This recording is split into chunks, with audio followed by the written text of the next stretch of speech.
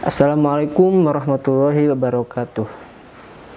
Saya Ahmad Mujaki dari Prodi Manajemen Pendidikan Islam semester 5. Baik, ketemu lagi bersama saya Ahmad Mujaki.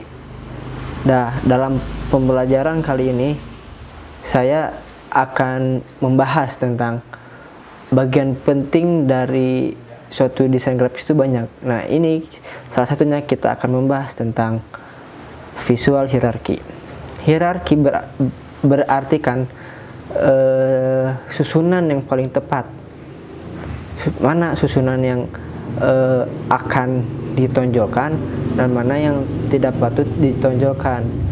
Nah, kayak misalkan mana nih susunan yang harus paling atas dan mana yang harus paling bawah. Nah, gitu. Nah, kalau di dalam visual hierarki ini adalah elemen grafis yang harus disampaikan gitu. Nah, contoh ada kata-kata judul dan subjudul. Nah, itu kan harus dibedakan mana judul, mana subjudul. Berarti kalau judul harus ukurannya itu lebih diperbesar ketimbang subjudul. Nah, gitu. Nah, di sini saya akan menyampaikan tentang prinsip-prinsip visual hierarki.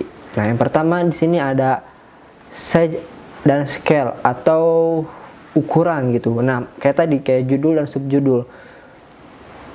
Mana judul, mana subjudul, kita harus bisa membedakan. Nah, membedakannya dari ukuran. Nah, gitu.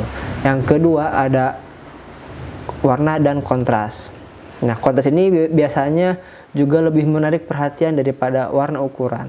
Misalkan yang lain warnanya hitam putih, terus ada salah satu titik yang berwarna merah. Nah, itu jadi hierarkinya itu berarti yang ke warna merah. Di sini ada misalkan contoh gambar penyu yang semuanya warna abu dan salah satunya itu warna hitam. Nah, jadi kita itu pasti visualnya itu akan terpacu kepada yang warna hitam ini. Nah, betul.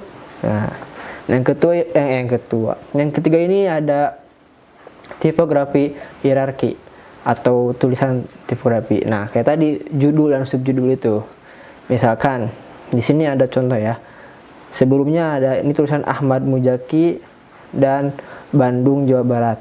Nah, di sini kita akan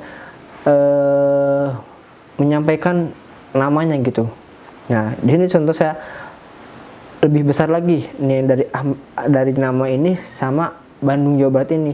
Kita ukurannya itu lebih besarkan lagi gitu. Ahmad Mujaki dan Bandung, Jawa Barat. Nah, gitu. Selanjutnya yang keempat tuh ada rule of space. Nah, desain yang menyenangkan secara estetika membutuhkan bagian yang kosong untuk ruang bernapas, sering disebut dengan white space. Nah, di sini juga kita kalau mendesain kalau terlalu banyak atau terlalu ramai gitu, biasanya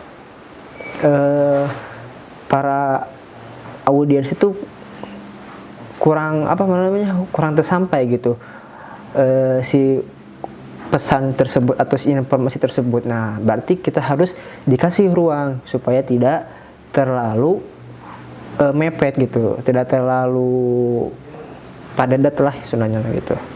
Nah, yang kelima ada kedekatan. Nah, di sini atau dengan begitu Anda memberikan kesan kepada audiens bahwa semua objek dalam desain itu saling terkait. Nah, gitu. Kalau misalkan ada nih kotak ini yang putus-putus gitu, jadi kayak tidak terkait gitu. Maksudnya gak ada informasinya itu gak nyampe gitu. Atau sini ada yang absen itu jadi disusun gitu, enak dilihat kan. Nah, gitu. Yang keenam ada ruang putih atau negative space. Nah, ini menempatkan ruang putih di sekitar elemen bisa membantu audiens memahami hubungan antar satu elemen dengan elemennya lainnya.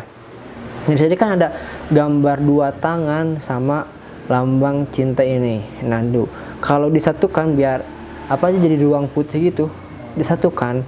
Saya cuman dibedain warnanya gitu, bedain objek satu sama objek yang kedua, nah, gitu. Selanjutnya ada keselarasan. Ini mana yang tadi kayak harus seimbang, ini harus jajar kayak elemen Elemen berarti struktur setiap elemen yang ada dibuat dalam satu desain aja. Visualisasi paling sering ditempatkan di tengah bingkai, di mana item tersebut akan memberikan kesan harmoni, selaras, sejahtera, dan bikin hati lega. Nah ini ada yang satu yang kiri ini kayaknya kurang selaras, jadi kurang enak dilihatnya gitu ya. Ini ada juga yang kanan selaras gitu, lurus gitu, center. Jadi buat para audiens juga kayak enak gitu buat dilihatnya, jadi menarik nah gitu. Yang ke-8 ini ada pengulangan atau repetition. Nah ini kan ada gambar lingkaran, terus ada salah satu kotak ini tersebut. Nah ini jadi si penyampaiannya itu kurang gitu, tak jauh beda seperti kontras yang sudah saya jelaskan di atas, hanya saja repetitionnya akan menambah kesan yang lebih kuat dalam mendesain. Nah kayak gini benar, kita akan menyampaikan lingkaran seperti ini, terus ada salah satu yang tidak ukuran lingkar, tidak berbentuk lingkaran, jadi penyampaiannya itu lemah gitu ketimbang yang ini yang lingkaran. Jadi penyampaian itu kuat, oh ini menyampaikan lingkaran gitu. Yang ke-9 ada mengulangi komposisi. Nah ini di sini jadi leading lines adalah salah satu teknik di mana desainer mengulang komposisi yang ada dalam desain. Nah kayak gini kan, kayak misalkan kita mempublishnya itu gambar gelombang gitu. Terus ada salah satu gelombang tersebut, dari beberapa gelombang tersebut yang tidak bergelombang, jadi lurus gitu. Jadi kurang gitu penyampaiannya. Terus kurang enak juga buat dilihat. Jadi kayak gak bisa mengulangi komposisi kan. Ini kan kalau ada gelombang terus, jadi enak gitu buat dilihatnya kan.